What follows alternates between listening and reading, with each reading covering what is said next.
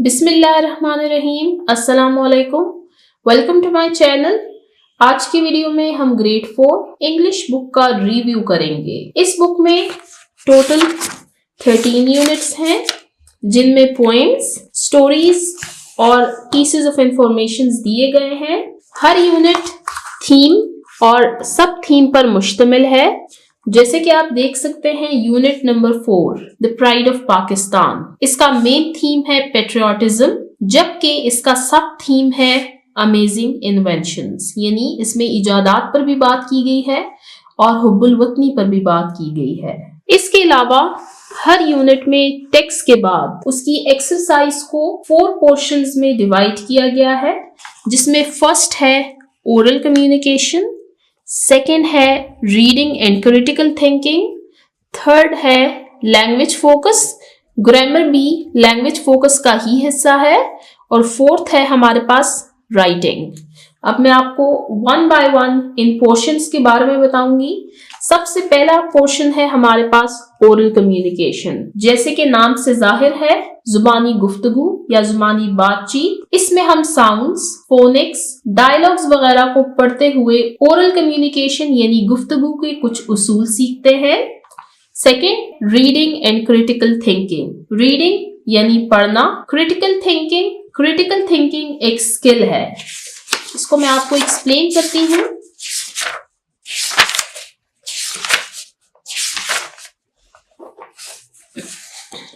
यहां पर आप देख सकते हैं, ये रेनबो है।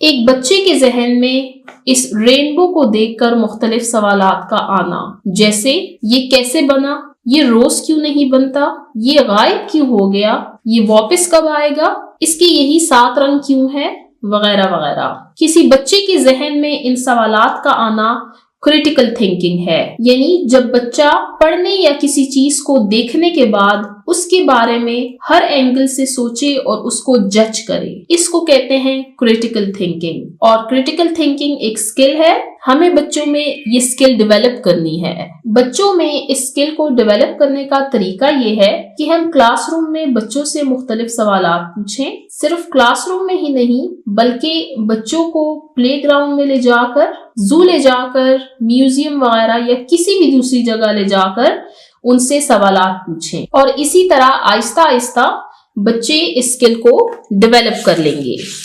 तो ये हमने पढ़ा रीडिंग एंड क्रिटिकल थिंकिंग के बारे में।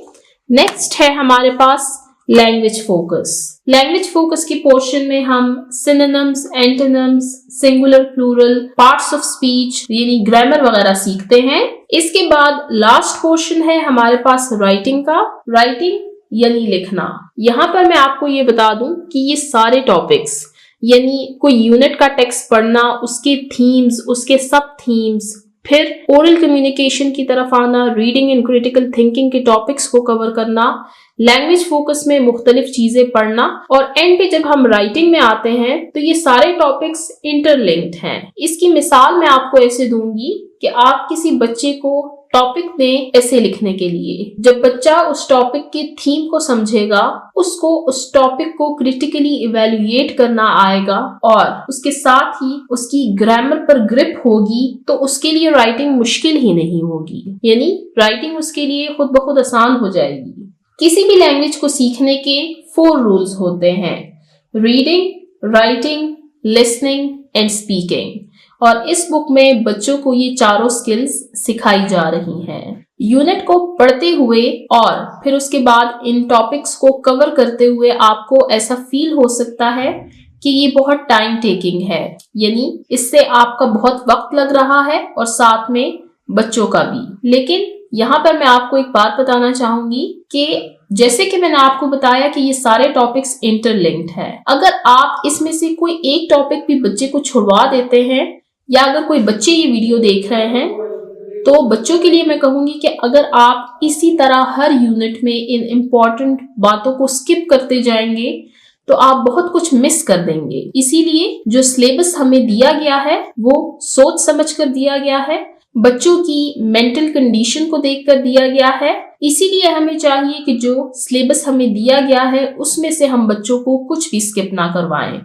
अगर बच्चे कोई टॉपिक इसमें मिस करते हैं तो वो बच्चे की अपनी गलती है, लेकिन अगर टीचर ये सोचकर बच्चे को ये टॉपिक छुड़वा दे कि बच्चा इस टॉपिक को कवर नहीं कर सकेगा, तो ये टीचर की गलती है। ऐसा हो सकता है कि आप बच्चे को टॉपिक पढ़ाएं और बच्चा उसको बहुत अच्छे तरीके से सीख ले, और इस एज में सिखाई जाने वाली बातें बच्चे पूरी जिंदगी याद रखते हैं। इसीलिए हमें चाहिए कि जो टॉपिक्स हमें दिए गए हैं वो बच्चों को ठीक तरीके से, अच्छे तरीके से कंप्लीट करवाएं। हमने बच्चों को क्वालिटी एजुकेशन देनी है। आप इस बुक में बच्चों को फर्स्ट 6-7 चैप्टर्स भी कंप्लीट करवाएं, अच्छे तरीके से कंप्लीट करवाएं, सारे टॉपिक्स उनको कंप्लीट करवाएं। बच्चों के लिए मैं ये कहूंगी कि आप फर्स्ट 5-6-7 चैप्टर्स भी अच्छे तरीके से सीखें, उन पर ग्रिप हासिल करें, तो ये आपके लिए इनफ है। आप जो चीज सीखें वो आपको अच्छे तरीके से आनी चाहिए, ना कि ये कि आपके पास बहुत बंडल ऑफ इंफॉर्मेशन हो लेकिन आप हर जगह में कहीं ना कहीं लैग कर रहे हो। तो बेहतर है आप थोड़ा सीखें लेकिन अच्छे से सीखें। इसके अलावा आप इससे पिछले पेज पर जाएं, अबाउट द बुक। इसमें बुक से रिलेटेड हमें कुछ मजीद इंफॉर्मेशन दी गई है। फर्स्ट आप देख सकते हैं, लर्निंग आउटकम्स प्रोवाइड की लर्निंग एक्सपेक्टेशंस। यहाँ पर SLOs यानी स्टूडेंट लर्निंग आउटकम्स पर बात की गई है। ये हर चैप्टर के स्टार्ट में दिया जाता है। इसमें ये बताया जाता है कि इस स्पेसिफिक टॉपिक या इस स्पेसिफिक यूनिट को पढ़ते हुए हम क्या कुछ सीखेंगे। आप देख सकते हैं ये हर यूनिट के स्टार्ट में दिए गए हैं।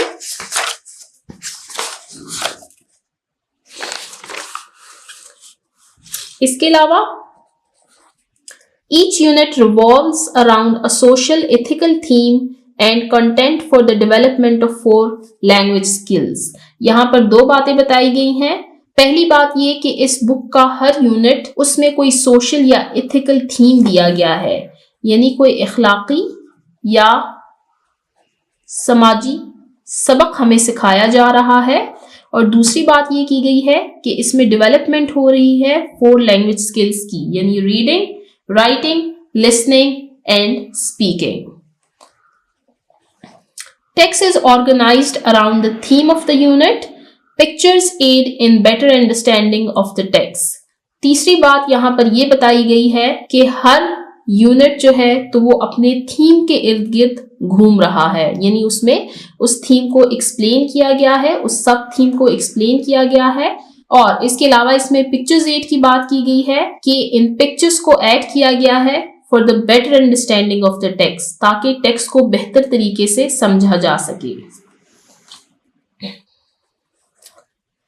4th पॉइंट पर हमारे पास है रीड मी का पोर्शन।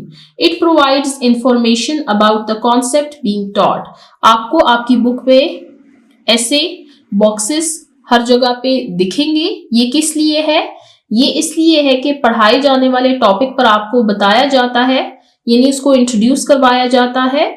यानी आपके सामने एक टॉपिक आता है डिप्थॉन्स का, तो रीड मी पोर्शन में आपको बताया जाएगा कि डिप्थॉन्स हैं क्या। इसके अलावा 5th point, each unit is divided into the 4 major sections. These sections collectively develop spelling and other language skills, reading, writing, listening and speaking. इस पर मैं आपको डिटेल से बता चुकी हूँ कि इसमें ये 4 पोर्शंस दिए गए हैं जिसमें हम लैंग्वेज के 4 रूल्स यानी reading, writing, listening and speaking सीखते हैं। Teaching points make teaching more effective and skillful. Teaching points दिए जाते हैं, आप यहाँ पर देख सकते हैं, ये है टीचिंग पॉइंट्स। इसमें टीचर्स को बताया जाता है कि वो अपनी टीचिंग को मजीद इफेक्टिव कैसे बना सकते हैं। लास्ट है हमारे पास रिव्यू के बारे में। Review pages have been provided throughout the book to assess students learning. Review में बच्चों को पढ़ाए जाने वाले जो यूनिट्स हैं उनको रिवाइज करवाया जाता है, जिससे बच्चों को हेल्प मिलती है। आप यहाँ पर देख सकते हैं इन 3 यूनिट्स के बाद रिव्यू दिया हुआ है, फिर 3 यूनिट्स के बाद सेकेंड रिव्यू दिया हुआ है, फिर 3 यूनिट्स के बाद थर्ड रिव्यू दिया हुआ है और लास्ट 4 यूनिट्स के बाद 4th रिव्यू दिया हुआ है। तो ये बच्चों को रिवीजन करवाता है और इससे बच्चों को हेल्प मिलती है। तो ये इस बुक ग्रेड 4 इंग्लिश बुक का रिव्यू था। इंशाल्लाह नेक्स्ट वीडियो से हम यूनिट नंबर 1 स्टार्ट करेंगे। जिन बच्चों ने अभी तक मेरे चैनल को सब्सक्राइब नहीं किया, काइंडली मेरे चैनल को सब्सक्राइब करें ताकि हर आने वाली वीडियो आपको टाइमली मिल सके। Thank you.